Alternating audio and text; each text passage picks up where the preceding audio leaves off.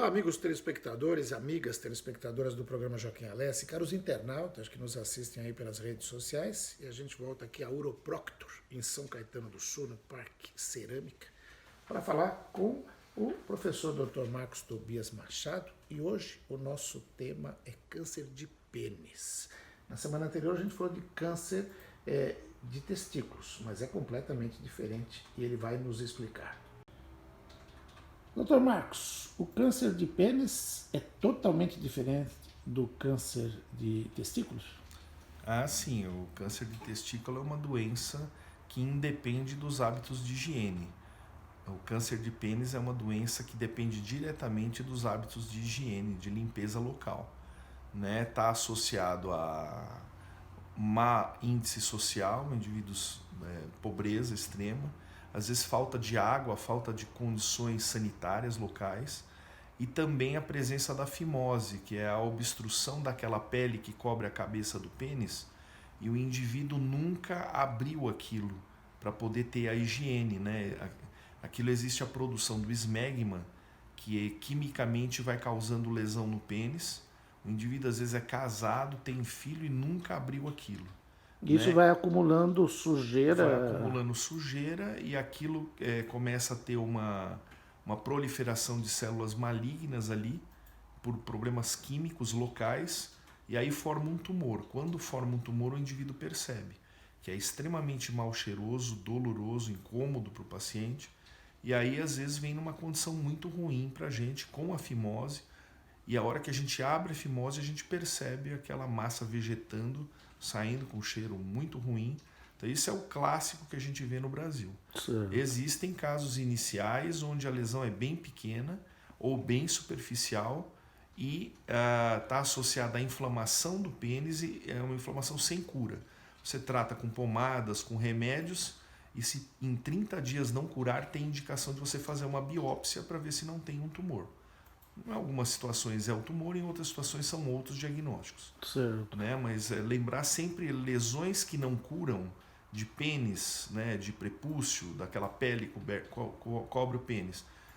Normalmente se pensa que é uma candidíase, uma inflamação. Está se tratando com pomadas e não há curabilidade, procurar um médico para fazer o acompanhamento que pode ter indicação de fazer uma biópsia para o diagnóstico. Então, nesse ponto aí, operar a fimose, muita gente costuma fazer assim que o bebê nasce, é recomendável? Essa é uma outra discussão. A gente sabe estatisticamente por povos que fazem isso por questão religiosa. Os judeus, por exemplo. Exatamente. Que existe uma incidência de câncer de pênis muito baixa. Então, isso é uma coisa mosaica, Provavelmente eles perceberam isso há muitos anos atrás, que retirando o prepúcio se reduzia inflamações do pênis, facilitava a fertilidade e, além disso, redução de câncer também. Então, mas assim, não há indicação obrigatória de que se faça isso na infância. O que existe sim é o descolamento do prepúcio, se não há um descolamento, procurar um médico que vai fazer esse descolamento do prepúcio ou retirar essa pele em caso de necessidade. Certo, mas aí o senhor falou no começo da higiene. E a gente vê muitas vezes quando você conversa com alguns homens, por exemplo, quando vai urinar, você só lava a mão depois de fazer o xixi, para usar o português bem claro. E o correto é lavar a mão e lavar bem antes, também, Na verdade, para ter o câncer de pênis é mais em questão da sujeira local mesmo. Tá. Então, não é aquela sujeira que você leva com a mão. Não. É uma sujeira mesmo do esmegma. Certo. Que está associado. Tem também associação com fumo, com tabagismo. E a questão da má higiene, que no Brasil existem alguns estados, na verdade, no Maranhão e no Piauí, são as maiores incidências de câncer de pênis do mundo. Locais que você não tem acesso à água. Você pergunta, a gente tem vários pacientes importados que vêm de lá para São Paulo que a gente trata, e a gente pergunta, poxa, por que o senhor não faz higiene? Fala, doutor, são 20, 30 quilômetros para conseguir um balde d'água. E às vezes as crianças passando sede tem que usar para beber água. Às vezes não dá para lavar a roupa, que dirá tomar banho. Então, assim, é uma situação de higiene, até de saúde pública, né, que deve ser pensado, porque tem locais que o câncer de pênis é mais incidente que o câncer da próstata, que é uma doença epidêmica, que dá para 1 para cada 6 homens.